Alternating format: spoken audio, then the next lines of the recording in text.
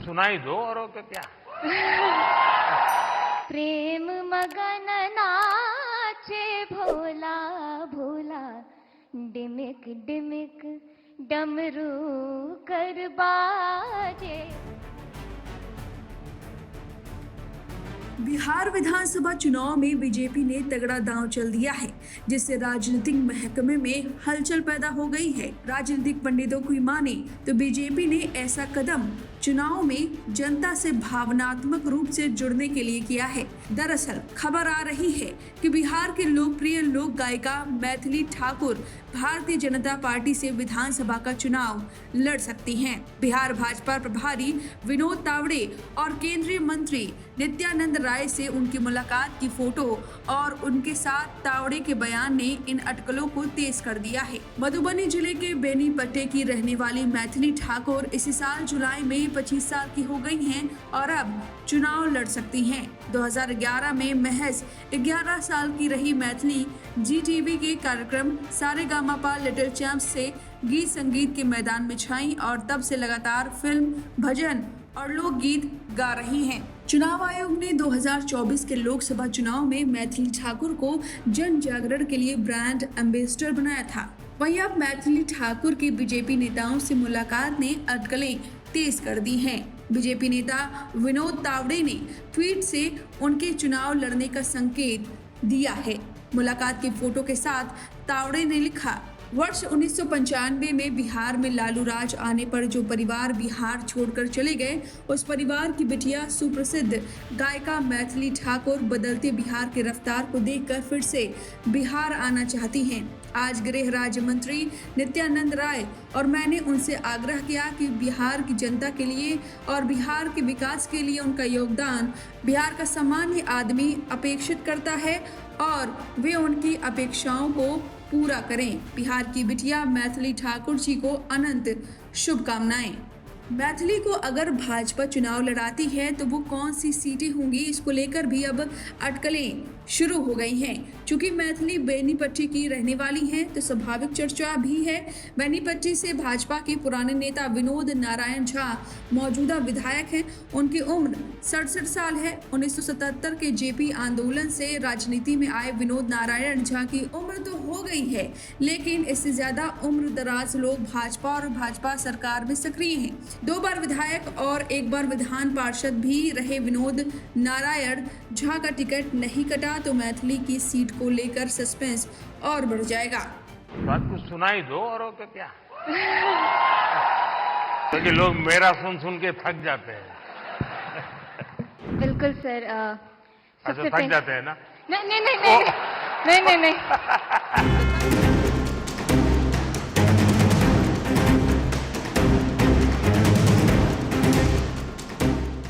बिहार विधानसभा चुनाव के लिए बड़े बड़े धुरंधर तैयारियां कर रहे हैं, रैलियां कर रहे हैं। अब 2025 का विधानसभा चुनाव दरवाजे पर है और इस बार का मुकाबला इतना जबरदस्त है कि हर सीट पर सांसें अटक जाएंगी। 243 सीटों की विधानसभा में बहुमत का जादुई आंकड़ा 122 सीटें हैं और चुनावी अखाड़े में इस बार उतर रहे हैं 3 बड़े खिलाड़ी, NDA महागठबंधन और प्रशांत किशोर की जनसुराज पार्टी। सारी पार्टियां पुरजोर तरीके से लोगों का दिल जीतने में लगी हुई हैं। जनसभाओं और रैलियों का दौर शुरू हो गया है। आरोप प्रत्यारोप शुरू हो चुके हैं, लेकिन बिहार में सियासी हवा किस ओर बह रही है, इसकी बड़ी जानकारी सामने आई है। जी हाँ, एक सर्वे सामने आया है जिसका नाम है सी वोटर। इस सर्वे में बिहार की जनता से पूछा गया कि उन्हें सीएम बनते किसे देखना है या वो किस सीएम फेस को अपना उम्मीदवार पसंद करते हैं, जिसके बाद इस सर्वे के नतीजे सामने आए हैं। इस लिस्ट में नीतीश कुमार, तेजस्वी यादव, चिराग पासवान और सम्राट चौधरी का नाम तो शामिल ही है।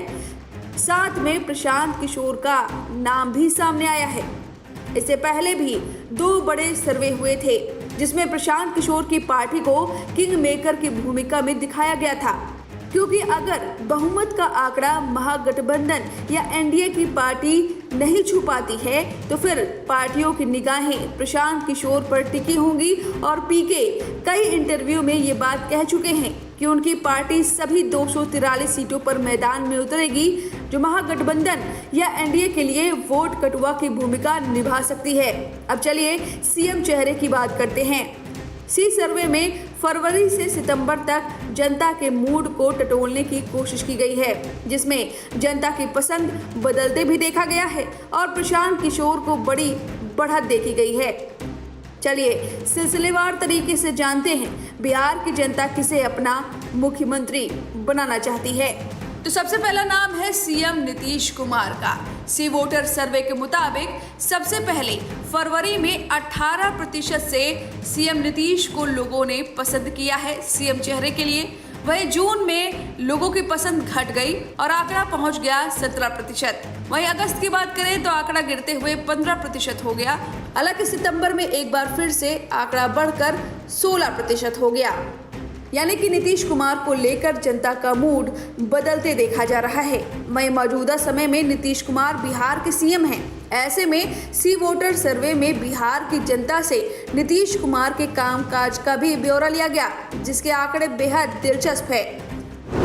फरवरी में बिहार की जनता ने 58% नीतीश कुमार के कामकाज को दिया, जून में 60% दिया, वहीं सितंबर में 61% दिया। इसका मतलब है कि भले ही नीतीश कुमार के सीएम फेस के तौर पर समर्थन में गिरावट आई हो, लेकिन उनके काम को लेकर जनता का भरोसा अब भी कायम है।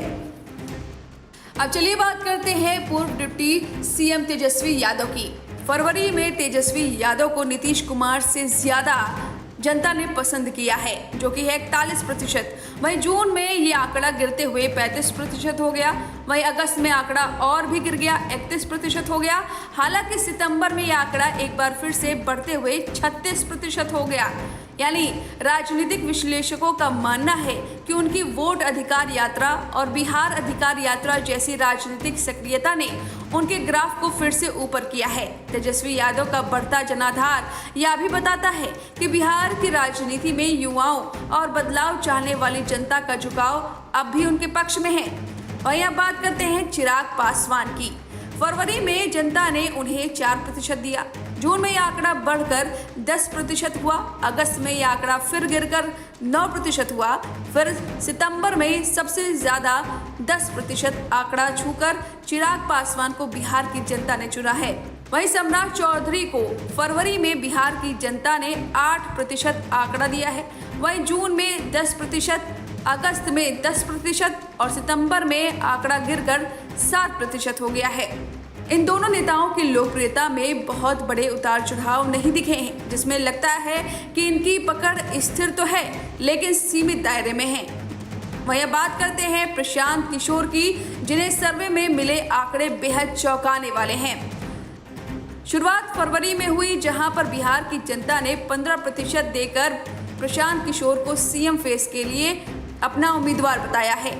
वहीं जून में यह आंकड़ा बढ़कर 16% हो गया और सितंबर में आंकड़ा सबसे अधिक पहुंच गया, 23% हुआ।